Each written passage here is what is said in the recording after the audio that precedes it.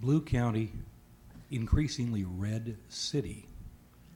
What I mean by that is, if you look at the city attorney's race, and this is the backstory for the city attorney's race and the city council races, San Diego, if you look at voter registration in the city and in the county, has been trending Democratic. In fact, there's a Democratic plurality now in terms of voter registration in the city.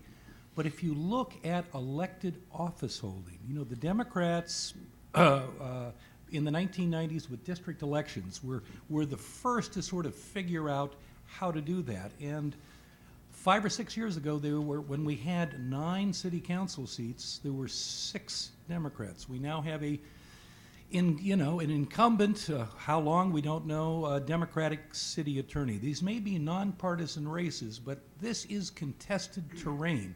Understand, right, that San Diego is the last kind of Republican anchor project on the West Coast. All of the other cities have tipped from Republican to Democratic. Believe it or not, San Francisco was a Republican city. Now, it was a Rockefeller Republican city up until 1960. Los Angeles was a Republican city. I grew up in Los Angeles, right, up until the election of Tom Bradley in 1973. You see it from Portland to Seattle to the Bay Area, but not San Diego.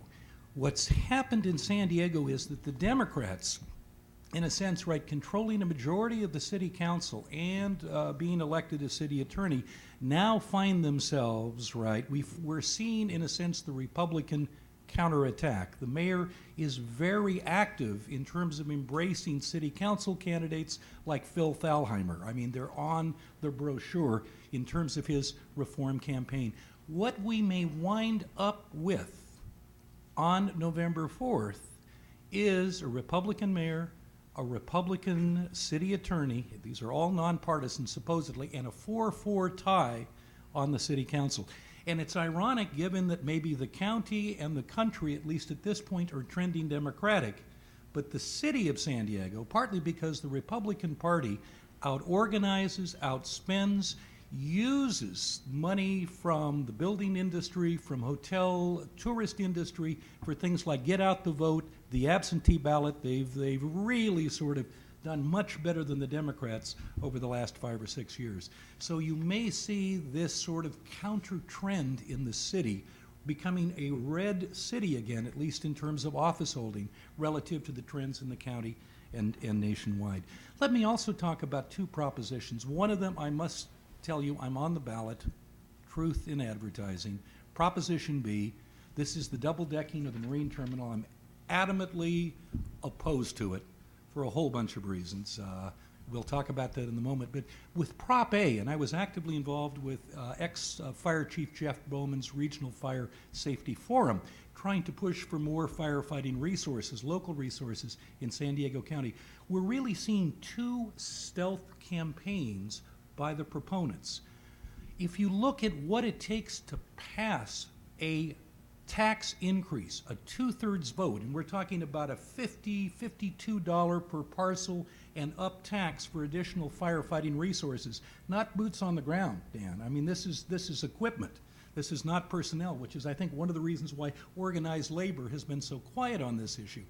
But if you look at the campaign, it takes normally $1 million to pass a county-wide tax increase, and yet we have just the hint of a campaign without much spending, without much advertising in terms of Proposition A. So stay tuned on that. Proposition B, the proposed double decking of the Marine Terminal 10th Avenue.